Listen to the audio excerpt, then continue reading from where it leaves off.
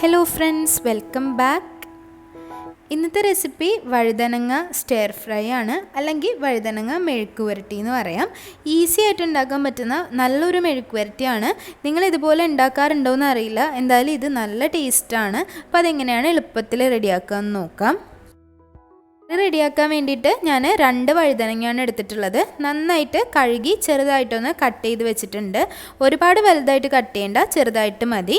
ഒരു വലിയ സവാള കൂടി ചെറുതായിട്ടൊന്ന് സ്ലൈസ് ചെയ്ത് എടുത്തിട്ടുണ്ട്. അപ്പോൾ 2 വഴുതനയ്ക്ക് ഞാൻ ഒരു വലിയ സവാളയാണ് എടുത്തിട്ടുള്ളത്.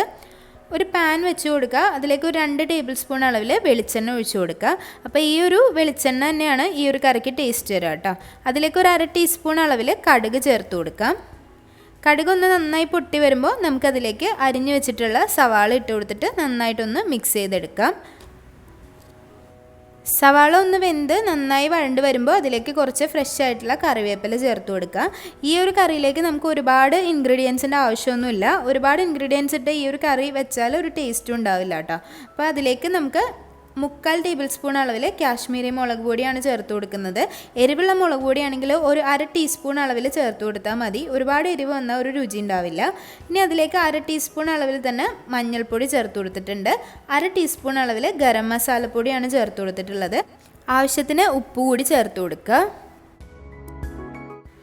സാധാരണ നമ്മൾ ഉണ്ടാക്കുന്ന ഈ ഒരു മെഴുക്ക് പുരട്ടികളിൽ നിന്ന് വ്യത്യസ്തമായിട്ടുള്ളത് ഈ ഒരു ഗരം മസാല ചേർക്കുന്നതുകൊണ്ടാണ് കേട്ടോ. അപ്പോൾ ഒരു പ്രത്യേക ടേസ്റ്റാണ്. വഴുതനങ്ങ ഇതുപോലെ ചെയ്യുമ്പോൾ ഇച്ചിരി ഗരം മസാല ചേർത്ത് കൊടുത്താൽ ഒരുപാട് ആവശ്യമില്ല, ഒരു 1/2 ടീസ്പൂൺ മതിയാവും. ആവശ്യത്തിന് ഉപ്പ് കൂടി ഇട്ടിട്ട് ആ ഒരു പൊടികളുടെ പച്ചമണം മാറുന്നത് വരെ നന്നായിട്ടൊന്ന് മിക്സ് ചെയ്ത് കൊടുക്കുക. അതിനുശേഷം നമുക്ക് അതിലേക്ക് അരിഞ്ഞു വെച്ചിട്ടുള്ള വഴുതനങ്ങ ചേർത്ത് കൊടുക്കാം. അപ്പോൾ വഴുതനങ്ങ ചേർത്ത് കൊടുത്തിട്ട് നന്നായിട്ടൊന്ന് മിക്സ് ചെയ്യുക. ഇനി അതിലേക്ക് ഏകദേശം ഒരു 1/2 കപ്പ് വെള്ളം കൂടി ചേർത്തിട്ട് വേണം വേവിക്കാനായിട്ട്. വഴുതനങ്ങ വെന്ത് വരുമ്പോൾ കുറച്ച് വെള്ളം ഉണ്ടാവും, പക്ഷേ അത് ഒരുപാട് അങ്ങ് ഡ്രൈ ആയി പോവും വെള്ളം ഒഴിക്കാതെ വേവിച്ചെടുത്താൽ. അപ്പോൾ ഏകദേശം ഒരു 1/2 കപ്പ് വെള്ളം മാത്രം ചേർത്താൽ മതി, ഒരുപാട് വെള്ളം ചേർക്കണ്ട. വെള്ളം ചേർത്തതിന് ശേഷം നമുക്കിതൊന്ന് അടച്ച് വെച്ച് വേവിക്കാം. ഇതിലേക്ക് എരിവ് ഇനി വേണമെന്നുണ്ടെങ്കിൽ കുറച്ച് കുരുമുളക് പൊടിയും കൂടി ഇട്ടാൽ ഒരു എക്സ്ട്രാ ടേസ്റ്റ് ഉണ്ടാവും. ഇതിപ്പോൾ അത്യാവശ്യം എരിവിനാണ് എടുത്തിട്ടുള്ളത് കേട്ടോ.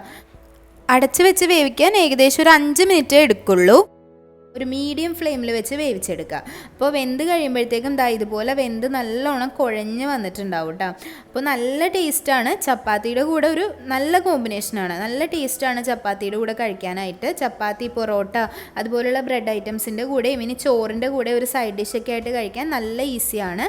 ബാച്ചിലേഴ്സിനായാലും അല്ലാത്തവർക്കൊക്കെ ആയാലും എളുപ്പത്തിൽ റെഡിയാക്കി എടുക്കാം. കുറഞ്ഞ ഇൻഗ്രീഡിയൻസ് മാത്രമേ ആവശ്യമുള്ളൂ. അപ്പോൾ എല്ലാവരും ട്രൈ ചെയ്ത് നോക്കുക. ട്രൈ ചെയ്ത് നോക്കിയിട്ട് അഭിപ്രായങ്ങളൊക്കെ കമൻറ്റ് ബോക്സിൽ അറിയിക്കുക. അപ്പോൾ വീഡിയോസൊക്കെ ഇഷ്ടമാകുന്നുണ്ടെങ്കിൽ ചാനൽ സബ്സ്ക്രൈബ് ചെയ്യാൻ മറക്കരുത്. സബ്സ്ക്രൈബ് ചെയ്യുമ്പോൾ ബെൽ ഐക്കൺ കൂടി പ്രസ് ചെയ്യണം. അപ്പോൾ ഇനിയും നല്ല നല്ല റെസിപ്പികളായിട്ട് വരുന്നത് വരേക്കും താങ്ക് യു.